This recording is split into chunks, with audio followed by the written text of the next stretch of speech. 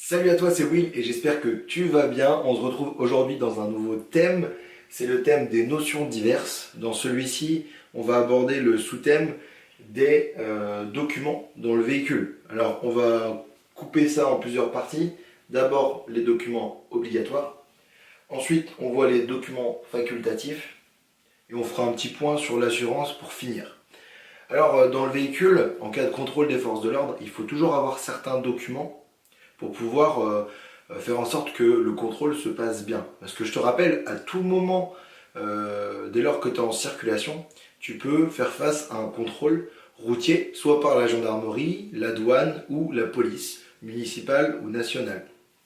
Ce contrôle-là, il sert à soit, c'est des arrêtés préfectoraux pour faire des contrôles drogue et alcool, soit ça peut être un simple contrôle de routine, soit parfois il y a des risques de trafic de drogue ou de terrorisme, et dans ce cas-là, il y a vraiment des contrôles qui sont mis en place. Donc il faut toujours avoir ces documents-là sur toi, et c'est important également de les prendre avec soi lorsqu'on sort du véhicule. Si je prends l'exemple du permis de conduire, de l'assurance ou de la carte grise, il faut toujours les prendre avec toi, ne jamais les laisser dans la voiture, parce que si on vole ton véhicule, tous ces documents-là, ce sera des documents que tu devras refaire. Et ça met du temps, et en plus, c'est payant. Donc, c'est embêtant. Ok, c'est parti. Donc, les documents qui sont obligatoires dans ton véhicule. Alors, il y en a plusieurs. On commence par le permis de conduire. Bien sûr, obligé d'avoir son permis de conduire. Toujours avec soi. Le permis de conduire, à titre d'information, il n'y en a que un pour toutes les catégories. Donc que tu aies ton permis voiture, moto, poids lourd, tu auras une seule carte et au dos de cette carte, au verso, tu auras les diverses catégories que tu as pu obtenir et qui sont valides. Donc on doit toujours avoir son permis, on doit toujours avoir le certificat d'immatriculation, aussi communément appelé la carte grise. Donc la carte grise, en fait, c'est la carte d'identité de ton véhicule.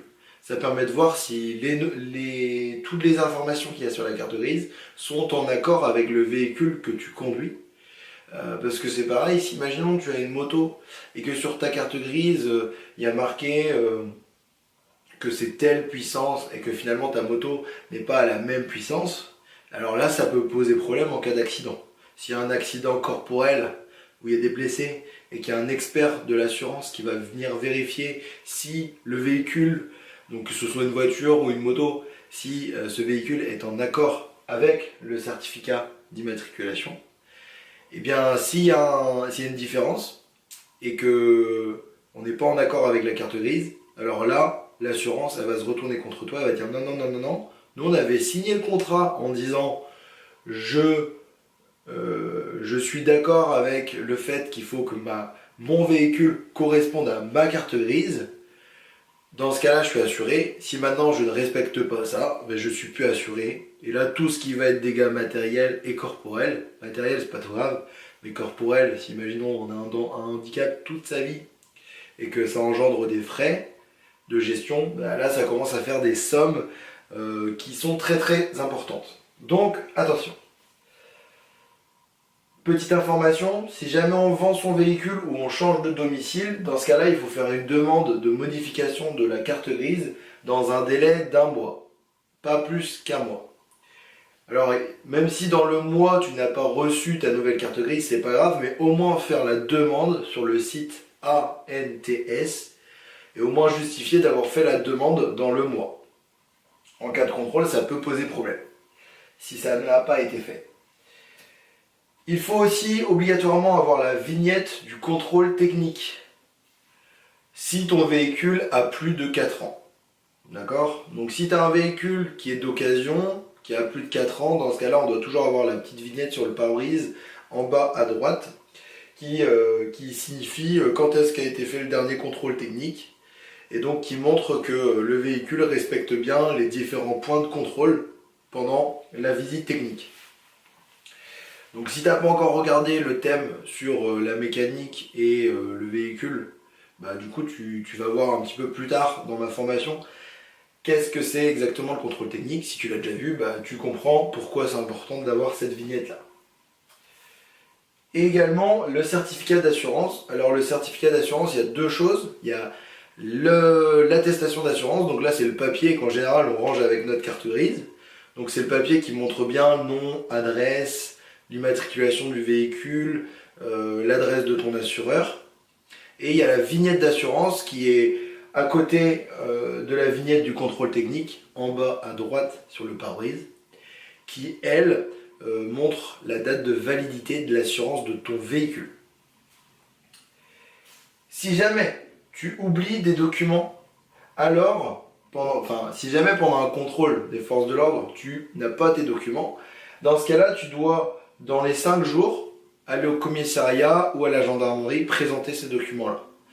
Parce que tu vas déjà prendre une amende de première classe par document oublié, donc c'est 11 € par document, donc imaginons que tu n'as aucun document, tu vas faire 11 x 3, voire 11 x 4. Et si jamais tu ne respectes pas ce délai de 5 jours, tu risques d'avoir des problèmes, mais en plus tu vas avoir une amende de la 4e classe, donc c'est quand même, ça monte assez vite. Parce que quand tu as ça, plus 90 € d'amende, si en plus tu n'avais pas les docs, on me laisse tomber. À titre d'information, si ton permis n'est pas valide, que tu ne l'as pas passé ou qu'il est plus valide parce qu'il y avait une visite médicale à faire par exemple, eh bien les forces de l'ordre ils vont le voir parce que tout est maintenant dématérialisé et tout est centralisé dans des bases de données. Donc on sait très bien si la carte grise correspond à un véhicule qui a été volé, on sait très bien si le permis de conduire il est valide, si la personne elle l'a ou pas. Donc dès le contrôle, il suffit qu'ils regardent sur leur petite Game Boy, là, sur leur petite tablette, ou qu'ils passent un coup de fil au service des permis de conduire et ils ont toutes les informations. Donc on peut pas jouer maintenant, c'est fini. Avant on pouvait peut-être frauder avec des petits papiers roses, maintenant c'est fini, tout est centralisé, tout est dématérialisé. Alors petit point important, sur donc là c'est les documents qui sont obligatoires. Il y a aussi l'obligation d'avoir un gilet rétro-réfléchissant, donc le gilet jaune. Pas pour aller faire la manifestation, mais pour pouvoir le mettre en cas d'accident ou en cas de panne du véhicule. Le triangle de pré-signalisation. Alors le gilet jaune, il doit être à portée de main. Le triangle, il doit être dans le coffre. Et on a aussi l'obligation d'avoir un test d'alcoolémie qui est encore valide. Par contre, ce test-là, si tu ne l'as pas, tu n'es pas verbalisable. Donc c'est un petit peu con, je te l'avoue. On est obligé d'avoir ce test, mais on n'est pas verbalisable. En gros, on n'est pas obligé de l'avoir. Surtout que moi, je sais pas si tu as regardé encore mon thème sur l'alcool, et je te préconise d'acheter un éthylotest électronique qui coûte un petit peu plus cher, mais qui permet d'avoir le taux exact et de savoir où on en est dans l'élimination de l'alcool dans l'organisme.